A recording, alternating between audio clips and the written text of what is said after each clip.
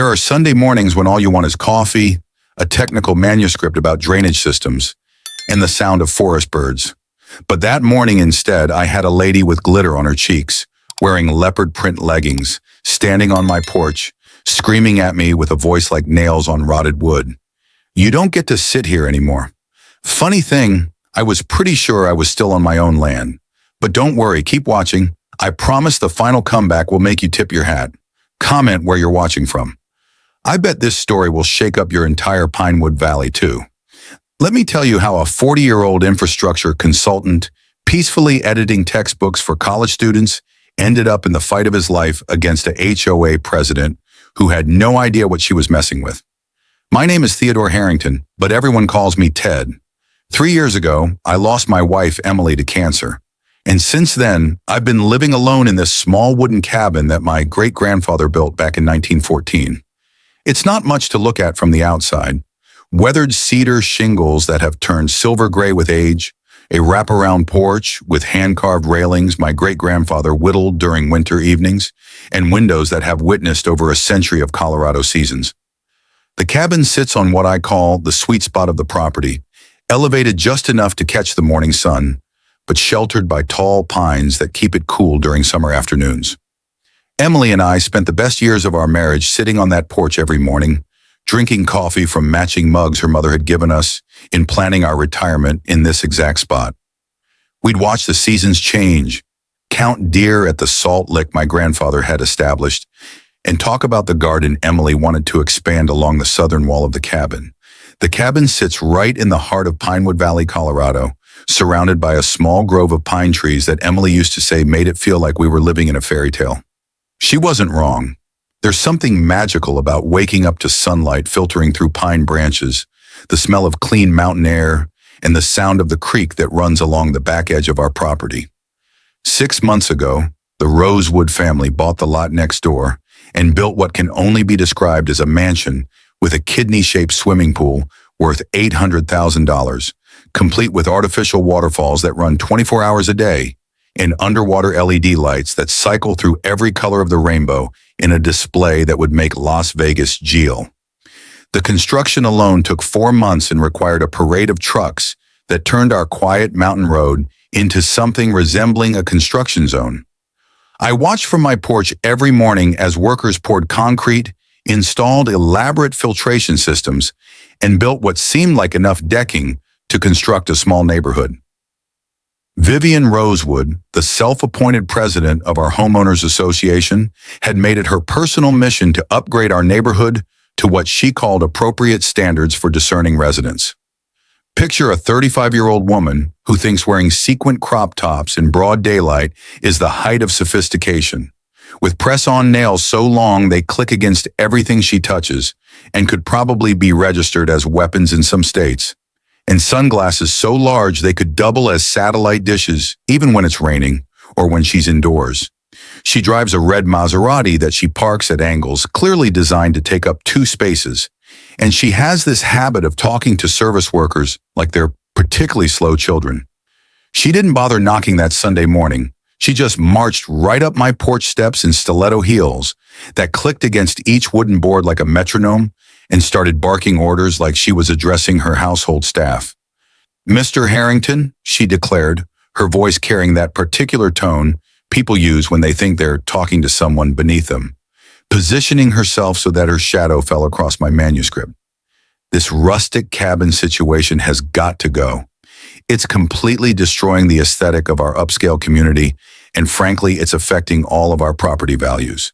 She gestured broadly with one manicured hand toward my cabin, as if it were something offensive she discovered in her salad.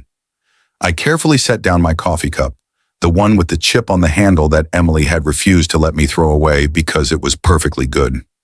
Looked up from the manuscript I was editing about sustainable water management systems, and responded as politely as my mother had taught me. "Mrs. Rosewood, this cabin has been in my family for over a century. It holds irreplaceable sentimental value, and it's been maintained according to all county codes." She let out a laugh that sounded like breaking glass, her red talons tapping against my hand, honeyed oak railing in a rhythm that seemed designed to irritate.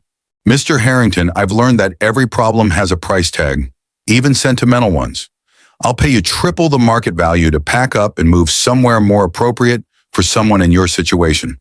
When I politely but firmly declined with a gentle smile, the same one Emily always said could diffuse any situation, Vivian's demeanor shifted faster than Colorado weather in springtime. Those oversized sunglasses turned toward me like the twin barrels of a shotgun, and her voice dropped to a menacing whisper that made the hair on my neck stand up. Then you're going to find out exactly how uncomfortable I can make life around here.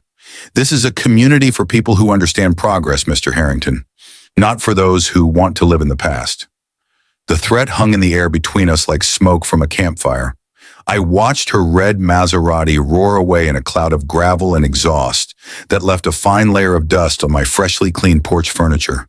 Slowly opened my leather-bound notebook, the same one Emily had given me for our 15th anniversary, with my initials embossed in gold, and carefully wrote in pencil. Day 1. She has no idea who she's messing with. I stood up, walked into the house through the screen door that still squeaked the way it had when Emily and I first moved in, opened the drawer of my walnut desk that had belonged to my father and had faded with time to a warm honey color, and pulled out a thick file with handwritten blue ink that read, Property Deed Documents, Harrington Estate from 1914 to 2024. The file contained not just the original deed, but survey maps, tax records, and correspondence that told the story of 4 generations of Harringtons who had called this land home. Then I smiled for the first time in months, not the polite smile I'd given Vivian, but the kind of smile Emily used to call my engineer face, the one that meant I'd figured out exactly how to solve a problem. Vivian wasted no time launching what could only be described as a systematic campaign of harassment designed to drive me from my home through sheer attrition. She began hosting pool parties that would make a rock concert seem quiet with music blasting until 2 a.m. from speakers that seemed designed for stadium use rather than backyard entertainment. The bass would vibrate through my cabin walls, rattling the windows and making sleep impossible. These weren't occasional gatherings. They happened 3 times a week, always with the maximum number of guests that could legally fit around that oversized pool. She hired a crew of landscapers to mow their lawn with gas-powered equipment at 6 a.m. sharp every Saturday and Sunday, right outside my bedroom window, using the loudest machines available. When the mowing was finished, they'd switch to leaf blowers, then hedge trimmers, creating a symphony of mechanical noise that would last for hours. Then came the complaints to the HOA board about the toxic smoke from my traditional wood-burning fireplace. Despite the fact that I'd been using it safely for decades, and it met all local regulations. But Vivian wasn't content with just noise harassment. She was after complete control of every aspect of our neighborhood life. In her role as self-appointed HOA president, she began issuing new regulations with the frequency of a machine gun. No personal items visible in front yards, all house paint colors subject to board approval with a committee she personally chaired, and all pets required to be registered with vaccination records according to her personally curated list of approved veterinarians. She established quiet hours that seemed suspiciously designed to interfere with my morning coffee routine on the porch, and created a neighborhood watch program that somehow always seemed to focus surveillance on my property. These weren't designed to improve the neighborhood.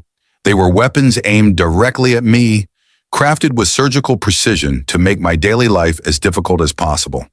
The woman had turned harassment into an art form, always staying just within the bounds of what was technically legal, while making it clear that my presence was unwelcome. Being an engineer by training, I documented everything with the precision of a scientific study that would hold up in court if necessary. I recorded exact times down to the minute when noise violations occurred, used a decibel meter app on my phone to track sound levels that consistently exceeded municipal ordinances, and photographed evidence from my cabin windows showing the deliberate nature of the harassment. Every respectful phone call I made to Vivian was met with an immediate hang-up the moment she recognized my voice, often followed by an increase in whatever activity I had called to complain about. When I tried to file formal complaints with the HOA board, Chairman Henderson, a portly man who happened to be Rodri's golf buddy and regular drinking companion, dismissed everything with practiced efficiency. He claimed Mrs. Rosewood was an important contributor and pillar of the Pinewood Valley community, whose family had invested significantly in improving property values for everyone. The message was crystal clear. I was on my own in this fight with no allies in positions of authority and no recourse through official channels. Then came the morning I discovered that Vivian had hired professional painters to repair the fence between our properties.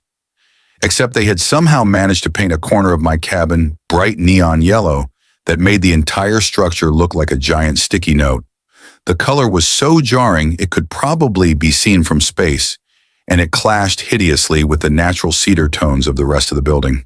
When I came outside to protest this obvious act of vandalism, Vivian was standing there directing the work, wearing her signature sequin crop top that sparkled blindingly in the sunlight. She casually waved her hand like she was dismissing a minor inconvenience. "Oops. So sorry about that, Mr. Harrington. I'll arrange compensation for you later. These things happen when you're trying to maintain property standards." Week after week passed, and that promise was never kept, despite multiple polite requests for her to follow through. Even worse, I realized that the expensive security cameras the Rosewood family had installed were now angled to monitor directly into my bedroom and living room windows, a complete violation of any reasonable expectation of privacy. The harassment began taking its toll on me in ways I hadn't anticipated, affecting both my physical and mental health. I found myself lying awake at night, ears straining for the next wave of noise, my body tense with anticipation of the next assault on my peace. My blood pressure rose, my appetite decreased, and I started avoiding the porch that had been my sanctuary for decades. During those long, dark hours when sleep wouldn't come, I would look at Emily's wedding photo on the nightstand and question everything about my situation. Maybe I was being unreasonable by staying in a place where I clearly wasn't wanted. Maybe Emily would want me to be happy somewhere else, somewhere peaceful, where I could spend my remaining years without constant conflict. But then I would remember her final words to me in the hospital, spoken with the clarity that sometimes comes at the end. "Ted, never let anyone push you away from where you belong. This land isn't just our home, it's part of our family's soul.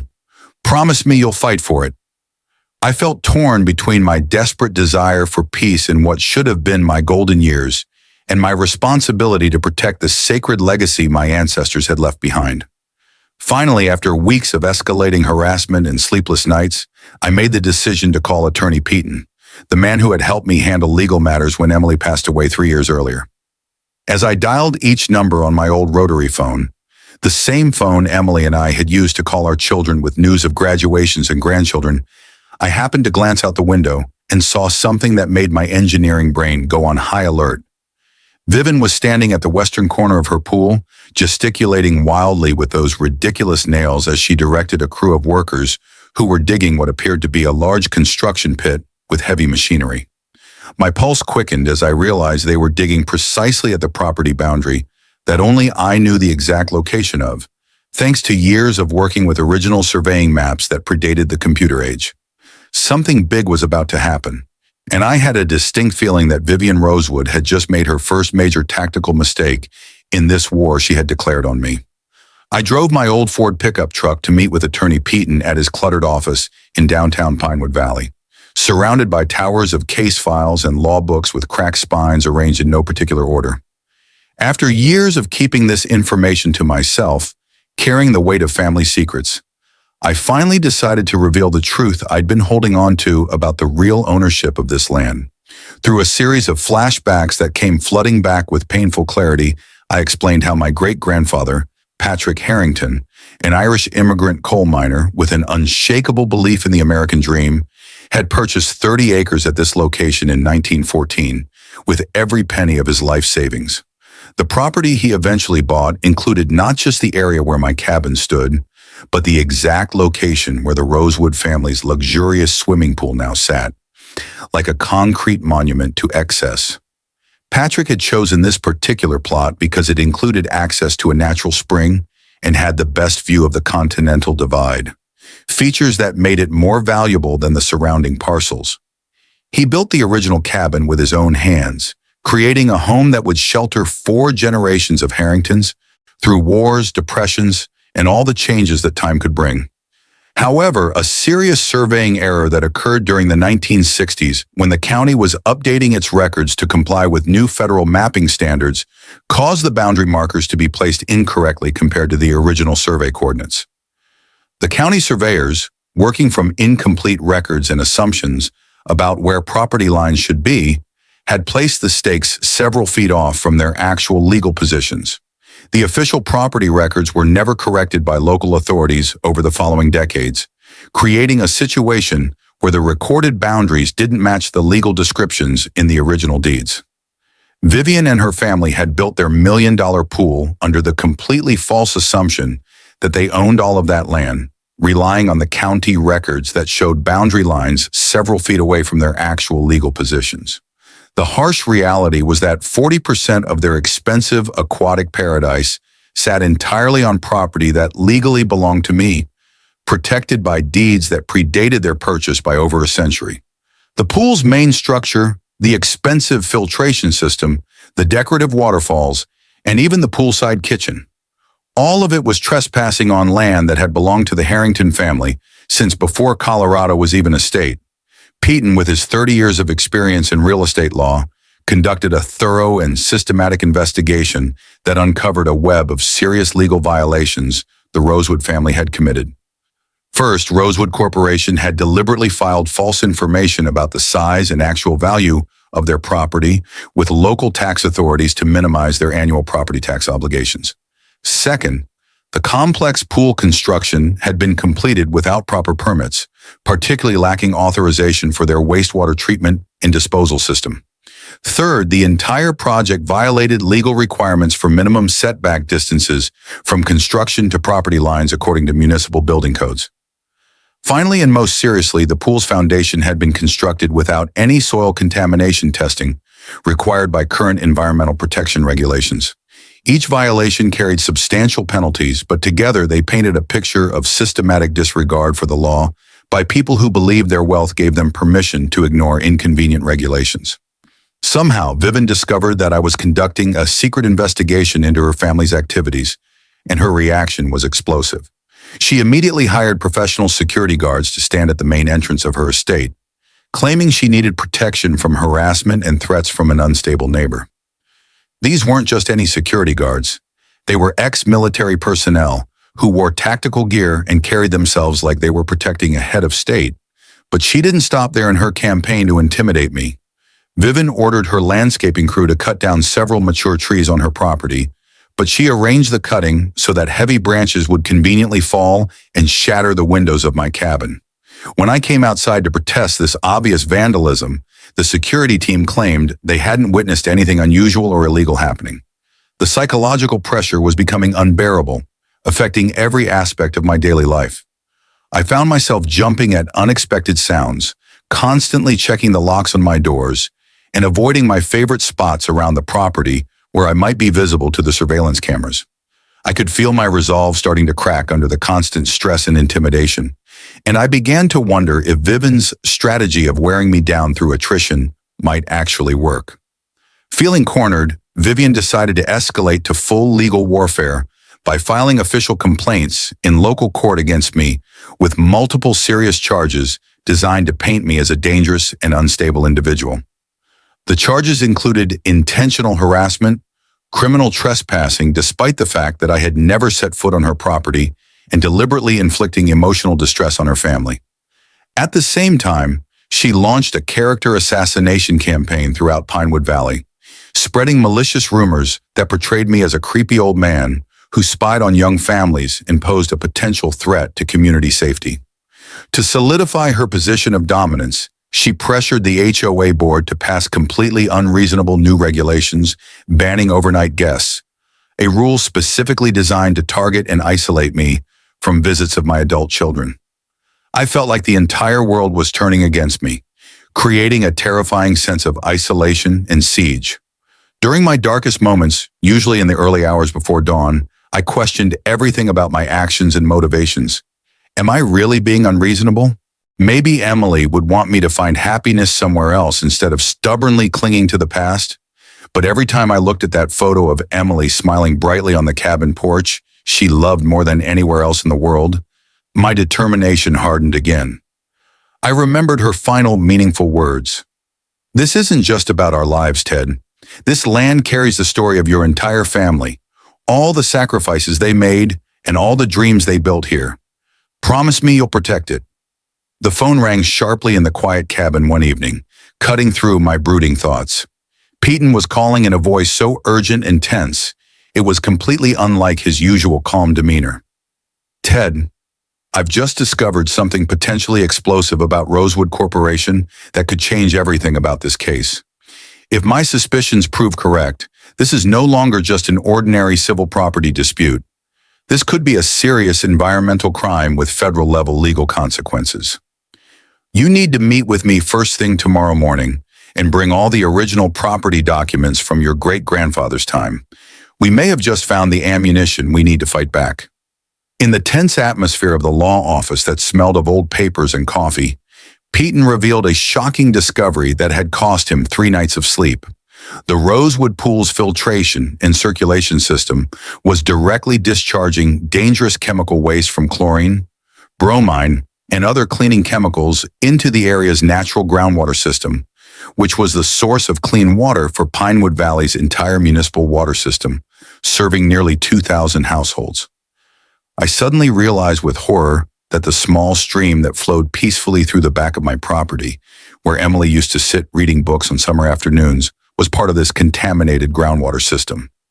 Independent water testing that Peyton had secretly arranged showed chlorine and pool treatment chemical levels 10 times higher than EPA safety standards, enough to cause serious health problems with long-term exposure. Even more frightening, secretly obtained construction photos clearly showed multiple orange industrial waste containers with warning labels being deliberately buried under the pool's concrete foundation during construction. Casey, the young construction supervisor, with a weary and guilt-ridden face, had made the courageous decision to secretly contact me through an encrypted message sent from an anonymous email address. During a private meeting at a little-known coffee shop on the outskirts of town, Casey revealed with shaking hands that Vivin had directly ordered his crew to bury at least 12 containers of toxic construction waste, including lead-based paint, organic solvents, and industrial cleaning chemicals, all buried under the pool area to avoid disposal costs that could have reached tens of thousands of dollars. Casey had secretly recorded the entire process with hidden cameras and recording equipment, creating an undeniable treasure trove of evidence. But he lived in constant fear of losing his livelihood and facing harsh legal retaliation from the Rosewood Corporation empire.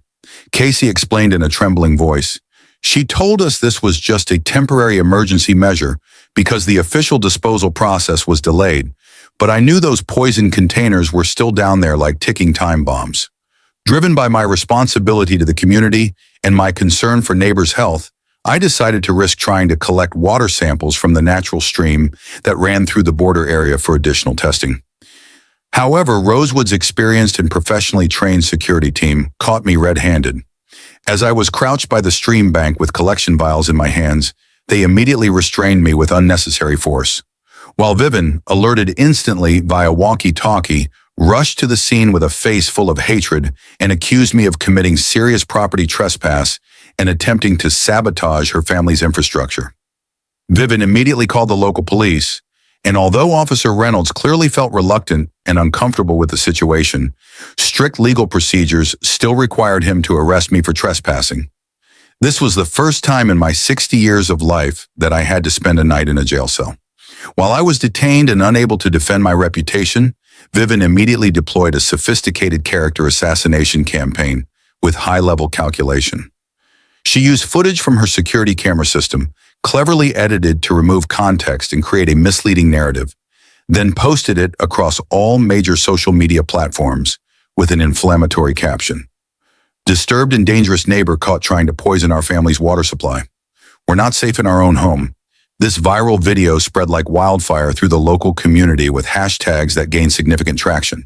To ensure neighbors' support, Vivin also spent a large sum of money sending luxury gift baskets containing expensive wine, Belgian chocolates, and imported cheese to every household in the neighborhood, accompanied by handwritten thank you cards expressing gratitude for their patience and support during difficult times. Alone in that cold jail cell with the heavy smell of disinfectant, I experienced the deepest night of doubt and despair in my entire life. I lay on a mattress thin as paper, staring at cracks in the concrete ceiling and questioning every decision in my life. Maybe I really am just a stubborn old man, clinging to the past meaninglessly. Emily is gone. My children have successful careers in distant places. So who am I fighting for? Why can't I accept reality and find peace for my remaining years? Officer Reynolds, who had known me since I volunteered to teach children about traffic safety, quietly brought me a cup of hot coffee and said reassuringly, "Mr. Harrington, sometimes good people have to endure the deepest darkness before the light of justice finally shines." The next morning, Peyton appeared at the police station to bail me out with a strange expression on his face that was both grim and excited, his eyes sparkling with mysterious secrets. "Ted, I have good news and horrible news at the same time. The horrible news is that Vivin has hired Anderson and Associates, the most expensive law firm in all of Colorado, with a reputation for winning seemingly impossible cases. But the good news is that in her panic and arrogant recklessness, she just made the most catastrophic and irreversible mistake of her entire life. Starting tomorrow, Ted, we're not just fighting a battle. We're going to wage total war." In the private space of his law office filled with old books stacked from floor to ceiling, Peyton finally opened up and shared the painful personal story he had kept secret for 20 years. Back then, when he was still a young, enthusiastic, and idealistic junior associate attorney, Peyton had worked for a small law firm representing a family construction company in a lawsuit against Rosewood Corporation.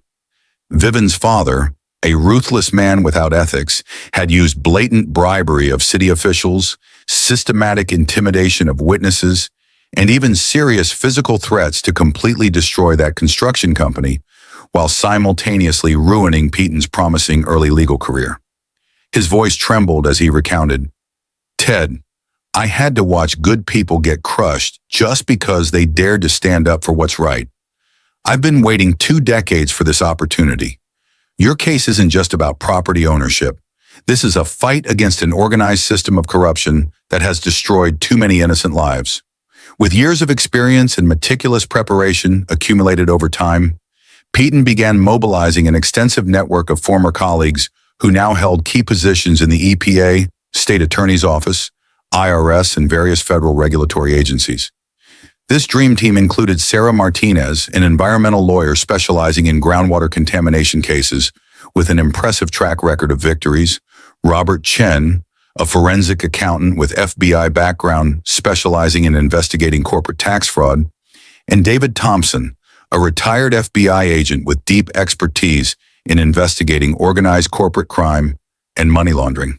Their carefully orchestrated multi-front strategy included simultaneously launching multiple legal actions: a federal civil lawsuit regarding property rights with a demand for emergency injunction, criminal reports to the EPA about serious environmental crimes, IRS investigation into systematic tax fraud patterns, and referral to the FBI for potential RICO charges related to organized criminal enterprise.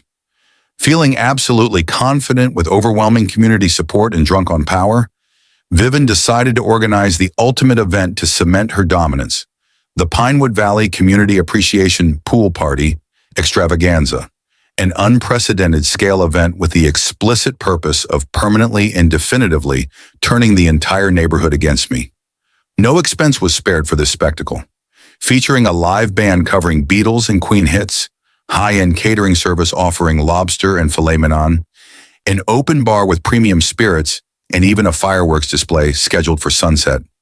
At the party's climax, before virtually the entire population of Pinewood Valley, Vivin stood by the sparkling poolside with microphone in hand and delivered a passionate speech about protecting our wonderful community from divisive and dangerous elements that threaten our harmony and shared prosperity. A crowd of nearly 300 people applauded enthusiastically while I, with my heart pounding from loneliness, watched from the dark window of my cabin.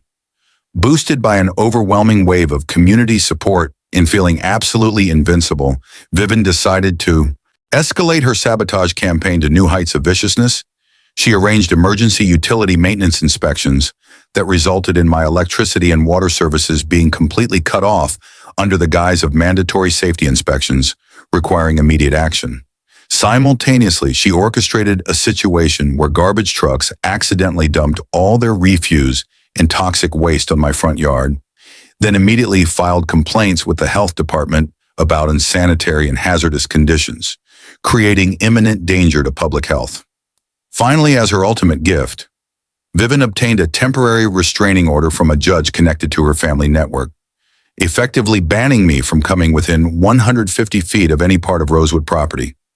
During that cold and unforgiving Colorado October night, with my cabin having no electricity, no heating, no water, I sat alone in absolute darkness, clutching Emily's photograph with hands shaking, not from cold, but from despair.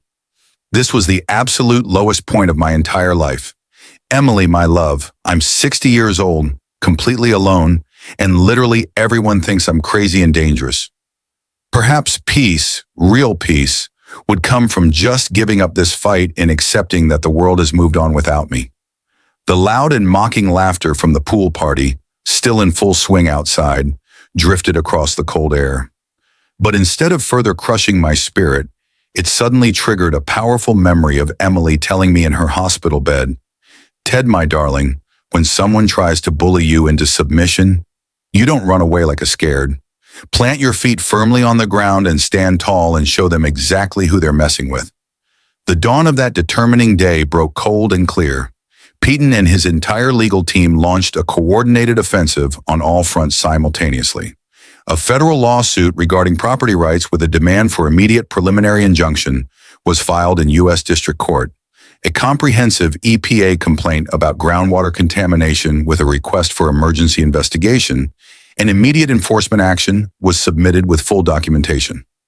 A detailed IRS referral about systematic tax fraud with mountains of supporting financial analysis was forwarded to the Criminal Investigation Division.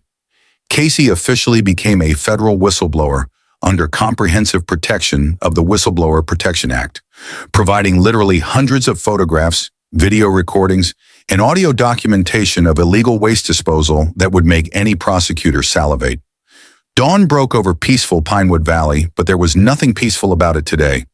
An impressive convoy of EPA vehicles with hazmat symbols, county inspector trucks, fire department emergency vehicles, FBI sedans, and multiple police cars slowly converged on the Rosewood estate like a perfectly choreographed dance.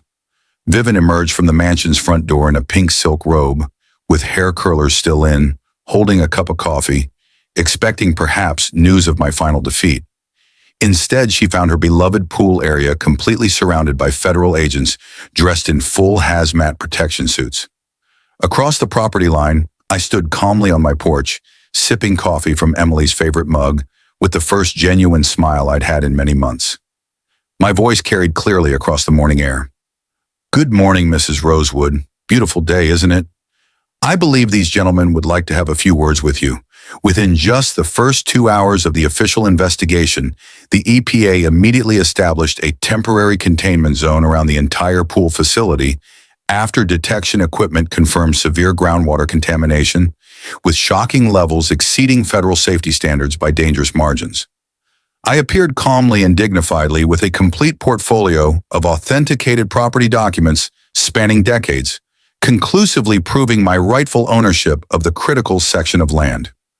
Vivian's shock and panic became absolutely evident when the EPA lead investigator, a professional woman with a clipboard and serious expression, explained with clinical precision, "Ma'am, our preliminary assessment indicates that approximately 40% of this pool facility constitutes unauthorized trespass on legally owned property of Mr. Harrington here. An illegal disposal of toxic waste beneath this structure represents serious violation of multiple federal environmental protection laws carrying potential criminal penalties." Sarah Martinez, the forensic accountant with a reputation for methodical precision, revealed the shocking extent of Rosewood Corporation's financial deception. The company had systematically underreported construction costs and property values to minimize property tax obligations by margins amounting to nearly $200,000 in annual tax liability, a loan spanning multiple years. The fraud investigation uncovered within just one morning a paper trail of falsified building permits obtained under deliberately misleading information about soil conditions, environmental impact assessments, and proximity to protected watershed areas. The municipal building inspector examined property records and promptly identified numerous serious code violations that were never properly addressed during the construction process, including improper foundation work, inadequate drainage systems, and completely non-compliant electrical installations near water features. Faced with mounting legal jeopardy and watching her empire crumble before her eyes, Vivian desperately attempted to negotiate a way out of the crisis. With hands shaking and voice cracking with desperation, she approached me directly. "Mr. Harrington, listen, please. I understand we have differences, but surely reasonable people can reach an accommodation. I'm willing to pay you 5 times, no, 7 times the appraised value for your entire property. We can resolve all this privately. No courts, no publicity, clean slate for everyone." When I politely but firmly declined with a gentle shake of my head, Vivian immediately shifted to intimidation tactics that had served her family well in the past. She privately hired teams of private investigators to conduct invasive surveillance on Peyton and his family, threatening to completely destroy his legal career and expose personal scandals if he didn't immediately withdraw from the case. In a moment of desperation to save her own skin, Casey revealed information that changed everything anyone thought they knew about this situation. Meeting with investigators in a secured location with full legal immunity, he provided bombshell testimony. From the very beginning, Vivian had complete knowledge about the boundary dispute and potential legal complications. Her strategy was never accidental. It was a calculated plan based on her interpretation of adverse possession laws. Casey explained with documents to back up every word. She explicitly told the construction team that if the elderly neighbor didn't challenge the trespass within the specific legal time frame, the property would eventually become hers through continuous occupation under state adverse possession statutes. She showed us legal research and said, "The old man won't live forever, and when he's gone, this valuable land becomes ours legally and permanently." Surprisingly, instead of immediate satisfaction or sense of vindication, I experienced unexpected sadness watching Vivian's world disintegrate before everyone's eyes. Despite everything she had put me through, harassment, legal troubles, social isolation, financial strain, I recognized in her desperation the reflection of someone who had never learned healthy boundaries or genuine respect for other human beings. I realized with clarity that Emily would want me to be strong and protect what was rightfully mine, but also to remain a decent person who doesn't take pleasure in others' suffering, regardless of circumstances. Speaking quietly to Peyton, I said, "I want justice served and proper resolution to this mess, but I don't want unnecessary cruelty. Let's focus on making things right for the community rather than destroying lives just because we can." The investigation rapidly uncovered evidence that Vivian and Rosewood Corporation had engaged in a much broader pattern of illegal activities beyond just the property dispute. Financial forensics revealed attempted acquisition of my property through completely fraudulent quitclaim deeds featuring forged signatures, false liens filed against my property to create legal complications, and a systematic campaign of harassment designed to force a sale under duress. Additional evidence emerged showing Vivian had targeted multiple residents throughout Pinewood Valley who opposed various HOA regulations with similar patterns of intimidation and legal manipulation. Financial records revealed gross misappropriation of HOA funds for personal use, including luxury vehicle payments, expensive vacation trips, and designer home renovations, turning the case into a broader criminal investigation affecting the entire community's financial well-being. The federal district court judge issued a comprehensive temporary restraining order requiring Vivian to immediately cease all activities related to the pool pending completion of the full investigation and legal proceedings with contempt of court sanctions for any violations. However, just after midnight, I woke up to the unmistakable sound of heavy construction machinery coming from the direction of the Rosewood property, despite the court order explicitly forbidding any disturbance of the site. Peering through the darkness, I witnessed Vivian personally directing a team of workers in black clothing, removing large objects from the pool area under cover of darkness. including what appeared to be containers and possible evidence being loaded onto unmarked trucks. My heart pounded as I realized she was attempting to destroy evidence on a massive scale, and this could be her most desperate and potentially catastrophic gamble, yet that might turn the entire case into a federal crime scene. I didn't delay a single second, immediately grabbing my phone and calling the police emergency line and EPA 24-hour enforcement hotline after witnessing Vivian's pre-dawn criminal activity. Multiple law enforcement agencies responded with unprecedented speed, arriving in time to catch her red hand, directing an elaborate operation to pump concentrated toxic chemicals directly into the municipal storm drain system that feeds into environmental crime unit agents, wearing full protective equipment, photographed and documented every aspect of the scene, while arresting not just Vivian, but also the contracted workers attempting to destroy physical evidence. Additional charges were immediately added, including federal obstruction of justice, deliberate destruction of evidence under federal jurisdiction, and criminal endangerment of public health through knowing contamination of public water supply serving thousands of residents. The United States District Court, after reviewing overwhelming evidence compiled over an intensive 3-month investigation, issued a comprehensive final judgment officially recognizing my legal ownership of the disputed land section beneath the pool, with the court noting clear and convincing evidence of defendant's intentional trespass. Vivian faced conviction on multiple serious felony charges, criminal trespass with aggravating circumstances, multiple counts of federal environmental crimes, including illegal toxic waste disposal and contamination of public water supply, systematic tax evasion and fraud involving underreporting property values, attempted destruction of federal evidence during an ongoing investigation, and criminal endangerment of public health through deliberate chemical contamination. Total financial penalties reached a staggering $2.3 million, including cleanup costs estimated at over $1 million, federal fines, civil penalties, and restitution payments to affected residents. Rodri, claiming complete ignorance of his wife's criminal activities and providing documentary evidence of separation and non-involvement, successfully filed for immediate divorce with the court granting expedited proceedings. The federal court mandated an extensive environmental remediation program, with Vivian bearing complete financial responsibility for every aspect of the cleanup operation. The pool had to be entirely dismantled with contaminated soil excavated to a depth of at least 12 feet and professionally treated at a licensed hazardous waste facility. Vivian was banned permanently from any construction, development, or real estate activities in the entire county for 15 years, with additional restrictions preventing her from holding HOA leadership positions anywhere in the state. The court appointed an independent environmental monitoring committee with authority to oversee compliance with restoration requirements and assess ongoing water quality to ensure complete remediation of contamination. The broader investigation revealed the extent to which the entire community had been systematically manipulated and divided by Vivian's tactics, prompting sincere soul-searching among many residents.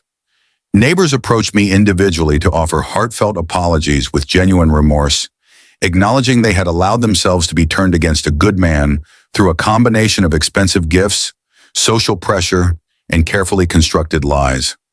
HOA Chairman Henderson submitted his resignation in disgrace after disclosure revealed substantial consulting payments from Rosewood Corporation in exchange for favorable rulings and suppression of complaints against the family.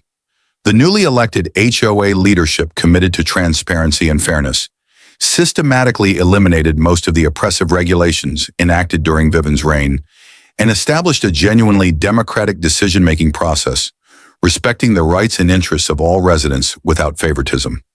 In a remarkable demonstration of character that reflected the best values Emily had tried to instill in me, I approached the court with an unexpected alternative proposal.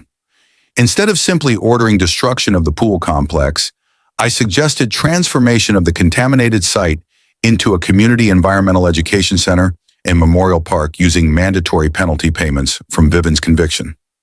The comprehensive project would include a children's playground built with safe materials, a network of nature trails with educational signage about watershed protection teaching gardens, demonstrating sustainable landscaping techniques, and a memorial garden honoring community members who had contributed to environmental protection efforts.